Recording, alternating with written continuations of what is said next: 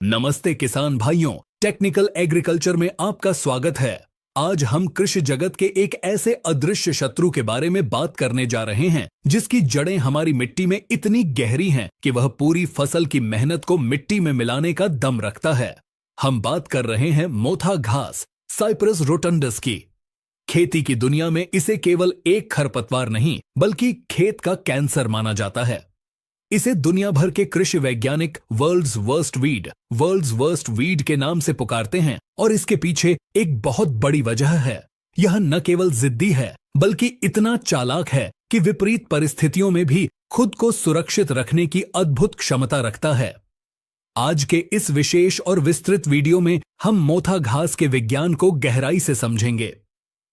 हम जानेंगे कि जमीन के नीचे छिपा इसका ट्यूबर, गांठ, कैसे इसे अमर बनाता है और यह छोटा सा दिखने वाला पौधा कैसे आपकी फसल के पोषक तत्वों को चोरी कर पूरी पैदावार को बर्बाद कर देता है। अगर आप भी इस जिद्दी दुश्मन से परेशान हैं, तो आज का यह वीडियो आपके लिए ज्ञान का एक नया द्वार खोलने वाला है और अफ्रीका के क्षेत्रों से पूरी दुनिया में फैला। आज यह दुनिया के 100 से अधिक देशों में पाया जाता है और लगभग 52 अलग अलग प्रकार की फसलों को नुकसान पहुंचाता है। भारत के संदर्भ में बात करें तो चाहे उत्तर भारत के मैदानी इलाके हों या दक्षिण भारत के तटीय क्षेत्र, मोथा हर जगह अपनी जड़ें जमा चुका है। इसकी शारीरिक बनावट को समझना बहुत जरूरी है। मोथा की पत्तियां गहरे हरे रंग की होती हैं। इसकी पत्तियां चिकनी और मोम जैसी परत वाली होती हैं। यही वह परत है जो साधारण खरपतवार नाशक दवाओं को पत्तियों के अंदर जाने से रोकती है। लेकिन मोथा की असली ताकत जमीन के ऊपर नहीं बल्कि जमीन के नीचे छिपी होती है। जब आप मोथा के एक पौधे को उखाड़ते हैं तो आपको सफेद रंग की जड़ें दिखती हैं जिन्हें राइजोम कहते हैं।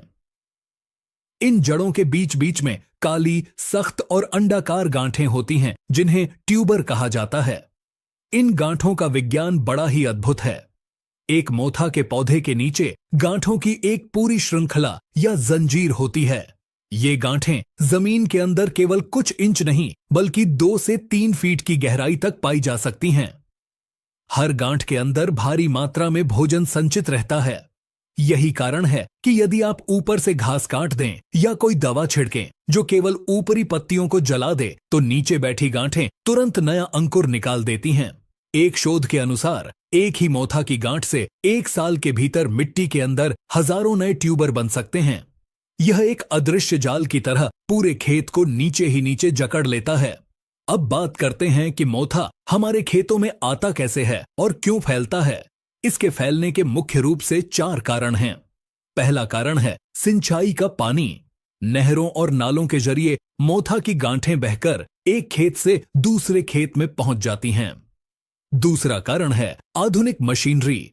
जब हम रोटावेटर या कल्टीवेटर का उपयोग करते हैं तो ये मशीनें मोथा की गांठों को काटकर छोटे टुकड़ों में बांट देती हैं और पूरे खेत में फैला देती हैं। हर कटा हुआ टुकड़ा एक नया पौधा बनाने की क्षमता रखता है। तीसरा कारण है अधपकी गोबर की खाद। अगर गोबर की खाद को अच्छी तरह सड़ाया न जाए तो उसमें मौजूद मोथा के बीज और गांठें जीवित रहती हैं और खेत में डालते ही सक्रिय हो जाती हैं। चौथा कारण है मिट्टी का प्रकार। हालांकि यह हर मिट्टी में होता है, लेकिन मध्यम से भारी मिट्टी और जहां पानी का जमाव अधिक होता है वहां इसकी वृद्धि दर 5 गुना ज्यादा होती है। मोथा घास आपकी फसल का कितना नुकसान करती है, इसके आंकड़े डराने वाले हैं। मोथा आपकी मुख्य फसल के साथ संसाधनों के लिए युद्ध लड़ता है। यह मिट्टी से नाइट्रोजन, फास्फोरस, पोटाश और सूक्ष्म पोषक तत्वों को इतनी तेजी से खींचता है कि आपकी मुख्य फसल कुपोषित रह जाती है। गन्ने की फसल में यह पैदावार को 30 से 40% तक कम कर सकता है। सब्जियों के मामले में तो यह 70% तक नुकसान पहुंचा सकता है। इसके अलावा मोथा की जड़ें एक विशेष प्रकार का तरल छोड़ती हैं जिसे एलिलोपैथिक रसायन कहते हैं। यह रसायन दूसरी फसलों की जड़ों को बढ़ने ही नहीं देता। यानी मोथा न केवल भोजन चोरी करता है बल्कि वह जमीन को अन्य पौधों के लिए जहरीला भी बना देता है। अब हम इस महाविषय के सबसे महत्वपूर्ण भाग पर आते हैं, नियंत्रण और प्रबंधन। मोथा को खत्म करने के लिए हमें एक त्रिस्तरीय रणनीति अपनानी होगी। यह रणनीति है भौतिक, जैविक और रासायनिक। भौतिक नियंत्रण में सबसे कारगर तरीका है गर्मी की गहरी जुताई। मई और जून के महीनों में जब सूरज की तपिश अपने चरम पर होती है, तब मिट्टी पलटने वाले हल यानी एमबी प्लाऊ से खेत की गहरी जुताई करें। जुताई ऐसी होनी चाहिए कि जमीन के नीचे की मिट्टी ऊपर आ जाए। मोथा की गांठें जब सीधी धूप के संपर्क में आती हैं, तो उनका तापमान 50 डिग्री सेल्सियस से ऊपर चला जाता है और उनके अंदर का भ्रूण नष्ट हो जाता है। ध्यान रहे, जुताई के बाद कम से कम 20 दिनों तक खेत में पानी न लगाएं। यह मोथा की कमर तोड़ने का सबसे प्राकृतिक तरीका है। जैविक नियंत्रण की बात करें तो फसल चक्र का बहुत महत्व है। अगर आपके खेत में मोथा की समस्या बहुत ज्यादा है, तो ऐसी फसलें लें जो बहुत तेजी से बढ़ती हैं और जमीन को पूरी तरह ढक लेती हैं। उदाहरण के तौर पर लोबियां, ढैंचा या सनई। ये फसलें मोथा के ऊपर एक छतरी बना लेती हैं, जिससे मोथा को प्रकाश संश्लेषण के लिए धूप नहीं मिलती और वह धीरे धीरे दम तोड़ने लगता है। अब आते हैं रासायनिक नियंत्रण पर, जो आज के समय में सबसे प्रभावी माना जाता है। लेकिन यहां किसान अक्सर गलती करते हैं। वे मोथा पर ऐसी दवाएं डालते हैं जो केवल ऊपर की पत्तियों को सुखाती हैं। मोथा के लिए ऐसी दवाओं की जरूरत होती है जो सिस्टमिक हों, यानी जो पत्तियों से होकर सीधे नीचे की गांठों तक पहुंचे। इसमें सबसे पहली और प्रसिद्ध दवा है ग्लाइफोसेट 41% SL। इसे अक्सर राउंडअप के नाम से जाना जाता है। इसका प्रयोग केवल खाली खेत में किया जाना चाहिए जब खेत में कोई फसल न लगी हो। इसका उपयोग करने का सही तरीका यह है कि जब मोथा की पत्तियां 4 से 5 इंच की हो जाएं और खेत में अच्छी नमी हो, तब इसका छिड़काव करें। 1 एकड़ के लिए 1 लीटर दवा को 200 लीटर पानी में मिलाएं। दवा के साथ प्रति पंप 50 ग्राम यूरिया मिलाने से दवा का असर 2 गुना हो जाता है, क्योंकि यूरिया मोथा की पत्तियों के छिद्र खोल देता है। छिड़काव के बाद कम से कम 21 दिनों तक खेत की जुताई न करें, ताकि दवा पूरी तरह से जड़ों और गांठों तक पहुंच जाए। ग्लाइफोसेट का उपयोग बहुत ध्यान से करें, यह जहरीली होती है। इसका उपयोग करने के 21 से 25 दिन तक कोई फसल न लगाए। कोई भी दवा डालने से पहले कृषि विशेषज्ञ से सलाह जरूर लें। दूसरी ओर अधिक आधुनिक दवा है हालोसल्फ्यूरोन मिथाइल 75% WG। इसे व्यापारिक नाम सैम्प्रा के रूप में भी जाना जाता है। यह दवा मोथा के लिए किसी काल से कम नहीं है।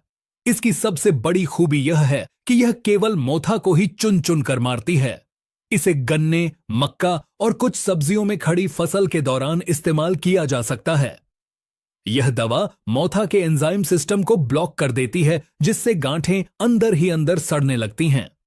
इसे इस्तेमाल करने का सही समय वह है जब मोथा की 2 से 4 पत्तियां निकली हों। प्रति एकड़ 36 ग्राम की मात्रा पर्याप्त होती है। तीसरी दवा है इमेजेथापायर 10% SL। इसका उपयोग मुख्य रूप से सोयाबीन, मूंगफली और दलहनी फसलों में किया जाता है। यह मोथा के साथ साथ अन्य चौड़ी पत्ती वाले खरपतवारों को भी नियंत्रित करती है। लेकिन याद रखें, किसी भी रसायन का उपयोग करते समय सुरक्षा सबसे पहले है। स्प्रे करते समय हमेशा हाथों में दस्ताने और चेहरे पर मास्क पहनें। हवा की विपरीत दिशा में स्प्रे न करें। अब बात करते हैं कुछ विशेष फसलों में मोथा प्रबंधन की। धान के खेत में मोथा के लिए बिस्पायरिबैक सोडियम एक प्रभावी दवा है, लेकिन यह केवल शुरुआती अवस्था में काम करती है। यदि मोथा बड़ा हो गया है तो हाथ से निराई गुड़ाई ही सबसे उत्तम विकल्प है। बागवानी फसलों जैसे आम, अमरूद या नींबू के बगीचों में मोथा को नियंत्रित करने के लिए पेड़ों के चारों ओर मल्चिंग करना सबसे अच्छा है।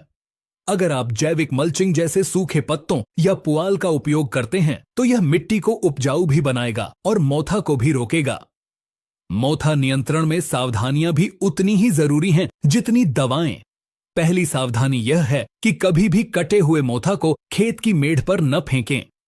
इसकी गांठें सूखी दिखने पर भी जीवित रहती हैं और बारिश का पानी मिलते ही दोबारा उग आती हैं। इन्हें खेत से बाहर ले जाकर जला देना ही सबसे सुरक्षित है।